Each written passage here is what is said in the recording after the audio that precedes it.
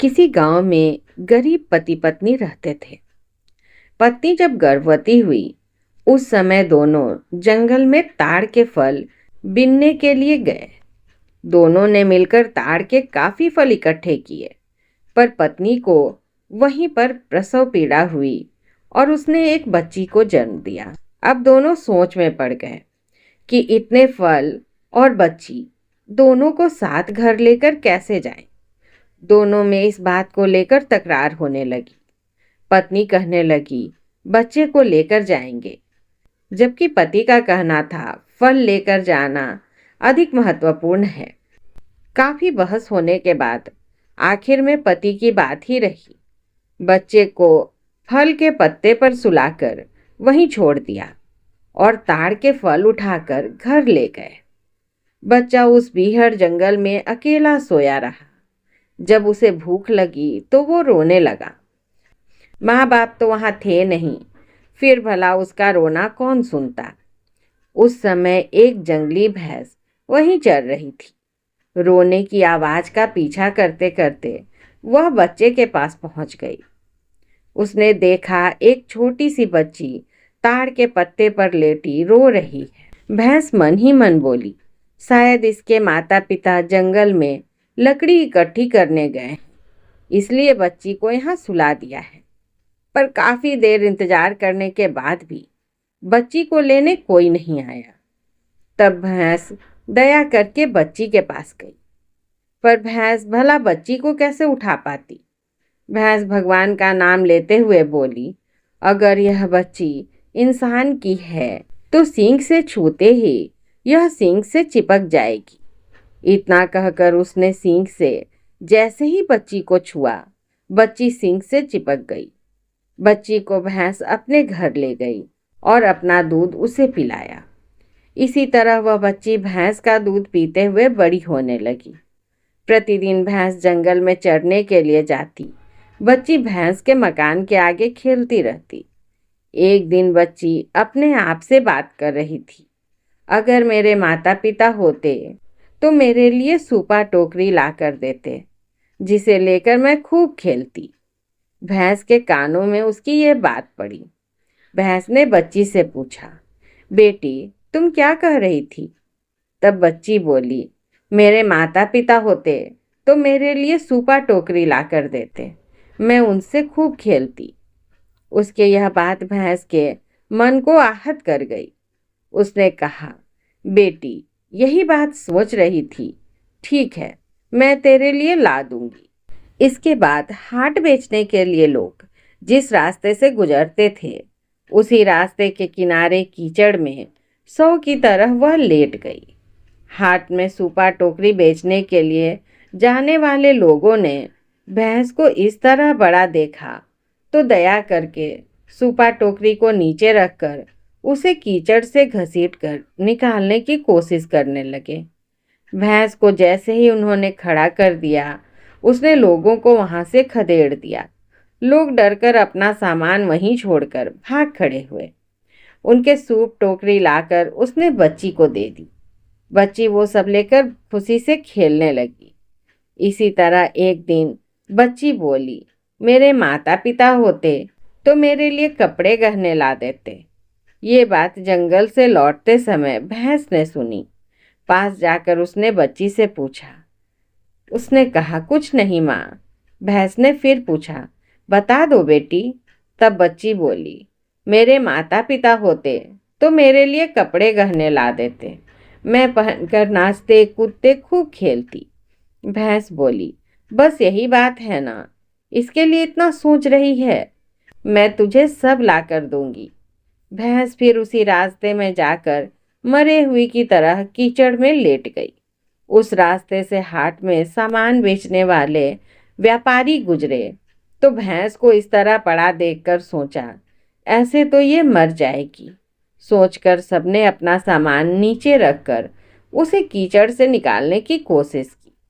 भैंस उठकर उन्हें दौड़ाने लगी। वे सब अपना सामान वहीं छोड़कर वहां से भागने लगे। भैंस उन सब का सामान लेकर घर पहुंची और बच्ची को दिया। बच्ची कपड़े गहने पहनकर खुशी से खेलने लगी। भैंस रोज जंगल में चरने जाती। धीरे धीरे लड़की बड़ी होकर सुंदर युवती बन गई। एक राजा अपने सैनिकों को लेकर एक दिन उस जंगल में शिकार करने के लिए आया। जंगल में राजा को चुरूट पीने की तलब लगी, तो उसने अपने सैनिकों से कहा, देखो जंगल में कहीं धुआं निकल रहा है, वहीं से जाकर आग लेकर आओ, मुझे चुरूट पीना है। राजा के सैनिकों ने चारों तरफ देखा, किसी दिशा से भी धुआं नहीं दिखा। इसी तरह कुछ समय बीत जाने पर उन्होंने एक जगह से धुआं उठता हुआ देखा। उसी तरफ निगाह करते हुए सैनिक उसी दिशा की ओर चलने लगे। चलते चलते उसी भैंस की लड़की के पास पहुंच गए। वहां से आग क्या लेते, उस लड़की के अपूर्व सौंदर्य को देखकर वे महाराज के पास लौट आए और बोले, महाराज, हम आग लेने गए थे, पर आग क्या लाते, वहां हमने एक बेहद खूबसूरत लड़की को देखा और लौट आए। महाराज, आपकी रानियों से 100 गुना सुंदर है वह लड़की। उनकी बात सुनकर राजा ने कहा, तो चलो उसके पास चलते हैं। सभी लोग उस लड़की के पास पहुंचे। राजा ने देखा कि सच ही लड़की बेहद खूबसूरत है। राजा ने उससे आग मांगी। युवती आग ले आई। आग को लाकर राजा ने उसे बुझा दिया और फिर से उससे आग मांगी। युवती ने फिर आग लाकर दी। राजा ने फिर बुझा दी और फिर आग मांगी। तब लड़की खींचकर बोली, जैसे आए थे वैसे ही वापस लौट जाओ। राजा को इस तरह से जवाब देने पर सैनिकों ने गुस्से में आकर लड़की को घर के अंदर बांध दिया और बाहर से दरवाजा बंद करके चले गए। उस दिन भी भैंस जंगल चरने गई थी। वापस लौटी तो देखा कि दरवाजा बंद है। भैंस ने युवती से कहा, बेटी दरवाजा खोल दे, मेरी तबीयत ठीक नहीं है, मुझे पानी पीना है। पर लड़की बंधी होने के कारण दरवाजा नहीं खोल पाई। भैंस भी दरवाजा खोल न पाई और उसका अंतिम समय आ गया। प्राण पखेरु उड़ने से पहले भैंस बोली, बेटी तूने तो दरवाजा खोला नहीं, अब मेरे प्राण निकल रहे हैं। मैं मर जाऊं तो मेरे दोनों सींग को उखाड़ लेना, उससे तुम्हें सब कुछ मिलेगा। बाएं तरफ के सींग को दाएं हाथ से और दाएं सींग को बाएं हाथ से उखाड़ना। इतना कहकर वहीं द्वार पर भैंस ने अंतिम सांस ली। इसके बाद राजा फिर से अपने सैनिकों को लेकर लड़की के पास पहुंचा। वहां देखा कि दरवाजे पर एक भैंस मरी पड़ी है।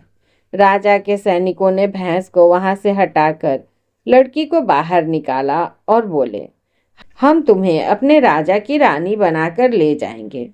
लड़की बोली, मेरी माँ की मौत हो गई है, उसका अंतिम संस्कार करने तक मैं तुम लोगों के साथ नहीं जा पाऊंगी। राजा ने ये सुना तो सैनिकों को धोबी, नाई और ब्राह्मण को लाने के लिए भेजा और शुद्धि क्रिया करवा दी। उसके बाद राजा बोले, अब हम तुम्हें अपनी रानी बना लेंगे। लड़की बोली, मैं ऐसे नहीं जाऊंगी, पहले सिंदूर से एक सड़क बनवाइए, पालकी और बाजा गाजा लेकर आइए, तभी मैं जाऊंगी। तुरंत राजा के आदेश पर सिंदूर की एक सड़क बनाई गई। पालकी लाकर गाजे बाजे के साथ युवती को साथ लेकर वे चले गए। बीहड़ जंगल के रास्ते से गुजरते हुए सभी को प्यास लगी। युवती को वहीं छोड़कर सभी पानी ढूंढने निकले, पर कहीं भी पानी नहीं मिला। इसके बाद राजा ने आंवला के 4 फल लेकर चारों दिशाओं में फेंके। 3 तरफ से कोई आवाज नहीं आई। चौथी दिशा की तरफ से फल पानी में गिरने जैसी आवाज आई। सभी उसी ओर दौड़े। देखा तो एक छोटे से गड्ढे में पानी था। सभी ने पानी पिया। उस समय तक पालकी में युवती अकेली बैठी रही। तभी एक मादा भालू वहां पहुंची और लड़की से बोली, अपने गहने मुझे दे, मैं पहनूंगी। अगर गहने नहीं दोगी तो मैं तुम्हें खा जाऊंगी। लड़की ने डरकर अपने सारे गहने मादा भालू को दे दिए। उसके बाद मादा भालू बोली, अब अपनी चुनरी मुझे दे दो, नहीं तो मैं तुम्हें खा जाऊंगी। डरकर युवती ने अपनी चुनरी भी दे दी। इसके बाद मादा भालू बोली, अब इस पालकी से उतरकर चली जाओ, नहीं तो मैं तुम्हें खा जाऊंगी। उसकी बात सुनकर भयभीत युवती पालकी से उतरकर दूर चली गई। तब भालू बहू बनकर चुपचाप पालकी में बैठ गई। राजा ने युवती से पूछा, पानी पियोगी? भालू बहू कुछ ना बोलकर ऊँ करती रही। सभी ने कहा उसे प्यास नहीं लगी होगी। इतना कहकर पालकी लेकर आगे बढ़ने लगे। वो लड़की रुदन करते हुए उनके पीछे पीछे चलती रही। पीछे मुड़कर देखो हे लाल साहेब, पलट के एक बार देखो, मैं जो रानी तुम्हारी पड़ी रही इस जंगल में। उस युवती का रोना सुनकर राजा ने सभी को चुप रहने के लिए कहा और बोला, यहाँ से लड़की के रोने की आवाज आ रही है। यह सुनकर भालू बहू बोली, चले चलो, जंगल की चिड़िया ऐसे ही कई तरह की आवाज करती रहती है। उसकी बात सुनकर सभी फिर से चलने लगे। उनके पीछे पीछे चलकर लड़की राजा के राज्य के द्वार पर स्थित एक बूढ़ा बूढ़ी के घर पहुंची। उनके कोई संतान नहीं थी। उनके पास जाकर लड़की बोली, मैं यहाँ रहकर तुम्हारे गाय गोरुओं को चराने ले जाऊंगी और तुम लोगों की सेवा करूंगी। उसकी बात सुनकर उन्होंने खुशी से उसे रख लिया। इधर भालू बहू को लेकर राजा महल में पहुंचे। वहां पैर धोते समय राजा ने देखा कि ये तो भालू का पैर है। उसी समय भालू बहू बोली, मेरा पैर कुरूप लग रहा है ना? पर मैं तो ठीक हूँ। ऐसा कहकर भालू बहू राजा के महल में रहने लगी।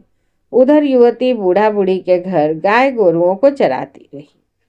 उस समय राजा को अपने गधों और ऊँटों को चराने के लिए कोई चरवाहा नहीं मिल रहा था।